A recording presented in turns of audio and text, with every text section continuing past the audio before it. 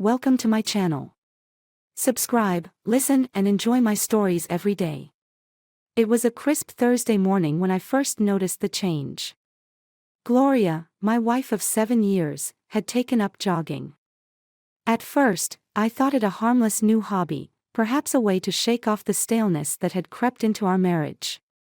But as days turned into weeks, her routine grew oddly specific, always at dawn, always alone. Or so I believed. Curiosity got the better of me that fateful morning. I decided to surprise her with her favorite post-run treat, a steaming cup of hazelnut latte from the quaint little cafe down the road. I traced the familiar path through the park, the one she described so many times, envisioning her delight at my thoughtful gesture. As I approached the usual trail, a murmur of voices floated through the air, disrupting the morning calm. Hidden slightly by a bend in the path, I spotted Gloria. Only, she wasn't alone. A man, tall and athletically built, ran alongside her, their laughter punctuating the air. They seemed comfortable, too comfortable for strangers or mere acquaintances. I hung back, nestled behind a grove of trees. My heart pounded not from hiding, but from the tightening grip of suspicion. They stopped, still chatting, and he handed her a water bottle with a familiarity that sent a cold wave of dread down my spine. "Great run today, huh?" His voice carried over to where I hid. "Yeah, I'm really pushing my limits," Gloria responded, her tone light and flirtatious. The conversation flowed too easily, and my initial surprise plan soured into something bitter. They continued down the path and turned into a driveway, his driveway, it seemed. My feet moved of their own accord, following them, though every rational part of me screamed to turn back. I watched from the street as they entered his house. The curtains were drawn, but one window was left carelessly unclosed. Driven by a force I couldn't resist, I found myself climbing the large oak tree by the window. What I saw burned into my memory, the casual way he touched her back, how she started undressing without a hint of hesitation. The scene was a silent movie of betrayal. My wife, the woman I trusted, was in the arms of another man. The shock was visceral, a punch to the gut that left me gasping for air. I climbed down, each step heavy with the weight of her deceit. The sweet image of handing her coffee shattered, replaced by the stark reality of her infidelity. The drive home was a blur of red, stoplights, the anger coursing through me, visions of the life we built crumbling to dust. I walked into our home, the silence a stark contrast to the chaos within me. That day, the man I was died with my trust, and in his place, a plan began to form, a plan to ensure Gloria would regret her deception as deeply as I mourned it. Her keys lay on the table where she always left them. I picked them up, the cold metal a reminder of the resolve hardening inside me. It was time for Gloria to find a new home, a new life away from the one she betrayed. And as for me, I would rebuild, from the shadows of my broken heart. The morning after my discovery, the house was silent, the kind of eerie silence that precedes a storm. I sat at the kitchen table, a strategy forming in my mind, the betrayal seething in my heart fueling a cold resolve. Gloria had not come home last night, and as the sunlight streamed through the window, I felt a grim satisfaction knowing she'd soon feel as lost and discarded as I did. My phone buzzed, breaking the silence. It was Gloria, her name flashing on the screen like a bad omen. I answered, my voice steady, betraying none of the chaos within. "Hey, where are you?" Her voice was light, casual, as if last night was just any ordinary evening. "At home. Where else would I be?" My tone was cool, distant. There was a pause, a hitch in her breath. I stayed at a friend's last night. I lost track of time. The excuse was flimsy, her lie transparent. "A friend, huh?" I couldn't help the sarcasm that dripped from my words. Must be a good friend to lose the whole night with. Another pause, longer this time. "Yes, a very good friend." "Listen, I'll be home soon. We can talk then." Her words were rushed, as if eager to end the call. "We sure will," I replied, hanging up before she could say more. The conversation confirmed it. She was still lying, still hiding the truth. I spent the next hour preparing. I gathered her belongings, packing them into boxes and bags. Clothes, shoes, personal items, each piece a memory, a lie wrapped in fabric and leather. I was methodical, detached, each item discarded from our shared life like shedding skin. When she walked through the door, her surprise was palpable. She froze, taking in the scene, her bags packed by the door, her life with me boxed and sealed. "What's this? What are you doing?" Her voice trembled, a mix of confusion and fear. "It's over, Gloria." "I know about him," I said, my voice hard as stone. Her face paled, her eyes darting away before meeting mine again. "I can explain. I saw you, Gloria. With him. Don't insult me further with your lies." I stepped towards her, my presence commanding. She faltered, tears brimming. "It's not what you think. I don't care what it is. It's over." I cut her off, resolute. "You need to leave. Now." She sobbed, her body shaking, but I felt nothing. My heart had hardened, calcified into something unrecognizable. She grabbed a bag, her movements frantic, desperate. At the door, she turned, her eyes searching mine for something, forgiveness, a second chance. But I had nothing left to give. "Goodbye, Gloria." And with that, she was gone. I watched her through the window, a figure receding into the distance, her departure not bringing the peace I'd hoped for. Instead, a hollow victory settled in my chest. The house felt bigger, emptier, a shell of the home it once was. I sat back at the kitchen table, the weight of my decisions heavy in the air. The first steps of retribution had been taken, but the path ahead loomed, long and uncertain. My revenge had only just begun. The days that followed Gloria's departure were a mix of relief and escalating resolve. My once peaceful mornings were now filled with plotting her downfall, each plan more elaborate than the last. The house, though quieter, seemed to echo with the remnants of her betrayal, spurring me on. By Wednesday, my plan began to take shape, focused on exposing her deceit to all who knew us.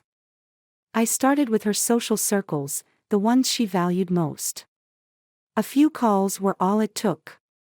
I spoke with calculated calmness, my words laced with the poison of betrayal.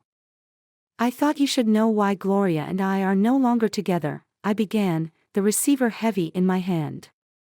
Each friend's reaction was a mix of shock and awkwardness, their silence over the phone a canvas for my revelations. "But are you sure?" one stammered, disbelief evident in her voice.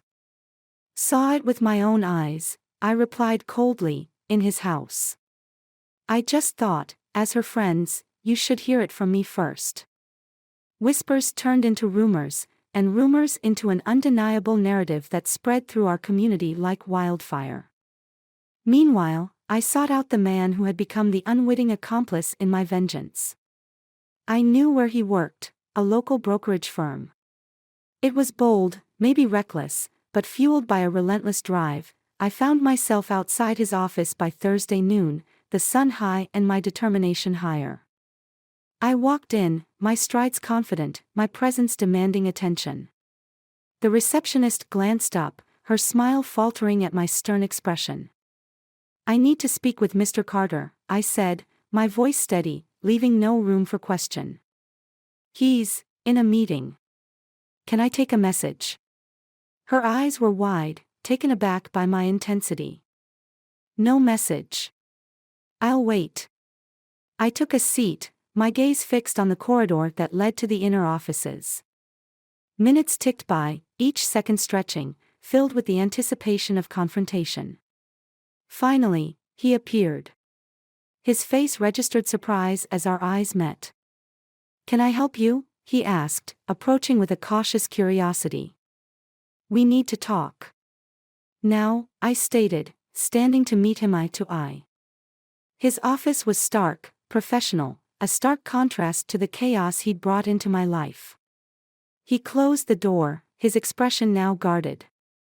What is this about? He asked, his voice a mix of defiance and caution. It's about Gloria. About what you did.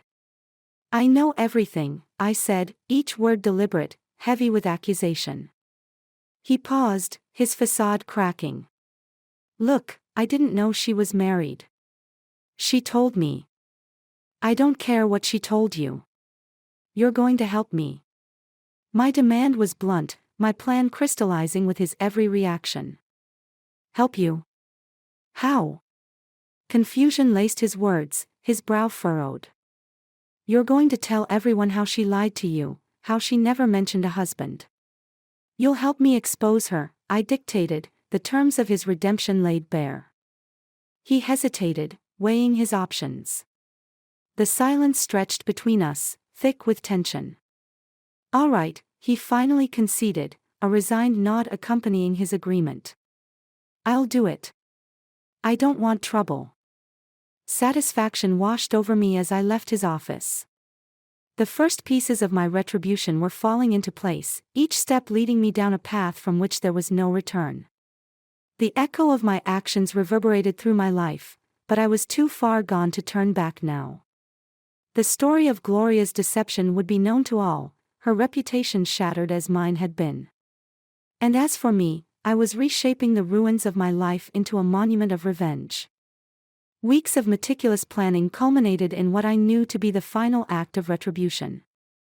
My days were consumed with orchestrating the downfall of Gloria and the man who had unwittingly become her accomplice in the shattering of my life. The town buzzed with the scandal, each whisper a testament to my handiwork. But it wasn't enough.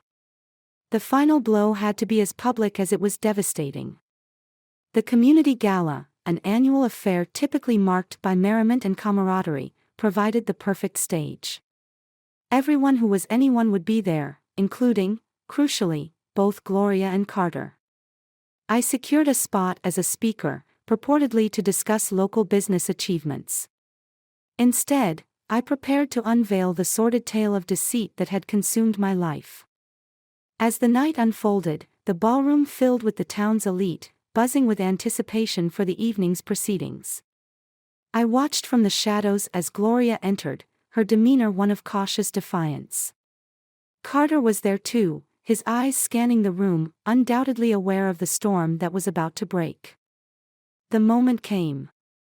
I stepped up to the podium, the room silencing with the weight of expectation. My heart hammered with a mix of nerves and grim satisfaction. Ladies and gentlemen, thank you for gathering here tonight, I began, my voice steady, commanding the attention of every soul in the room. While I could speak about business, tonight I must unveil a more personal affair. The crowd shifted uncomfortably, sensing the change in tone. I paused, ensuring I had all eyes on me. This story involves betrayal of the deepest kind, I continued, my gaze locking on Gloria and Carter, who stiffened under the scrutiny. It's about a wife who betrayed her husband and the man who entered into an affair with her, fully aware of her marital status. Murmurs rippled through the room as I turned my back to the projector, clicking to a slide showing a picture of Gloria and Carter together, clearly intimate, stolen from the very window I had climbed that day. The person you see here, I pointed at Gloria, is my wife, and the man beside her is none other than Carter, a respected member of our business community. The room erupted in gasps and whispers. Gloria's face drained of color, her eyes wide with shock and betrayal, not just by a husband she had wronged but now publicly humiliated. Carter stood, his chair scraping back in haste. This isn't what it looks like. I was misled. Lies. I shot back, my voice booming over the sudden chaos. I have proof beyond these photos. Messages, witnesses. I spared no detail. Security approached to escort them out, their presence no longer welcome. Gloria looked at me, her eyes searching for any sign of the man she once knew. Instead, she found a stranger, hardened by betrayal, delivering justice as he saw fit. As they were led away, the crowd's eyes on them, their whispers followed. My chest heaved with the release of pent-up fury, the destruction of two lives laid out for all to see. The gala resumed, the scandal the new focal point of discussions. I stood alone, the weight of my actions settling in. I had envisioned satisfaction, a sweet victory. Instead, I felt a hollow emptiness. My revenge had been ruthless, exacting a toll not just on them but on me. Weeks later, the dust settled, and the town moved on. Gloria and Carter left, their reputations in ruins. I remained, a hollow victor in a battle I wished I'd never had to fight. The victory was Pyrrhic, the cost, immense. My heart bore scars that might never heal, a constant reminder of the price of betrayal and the venom of revenge.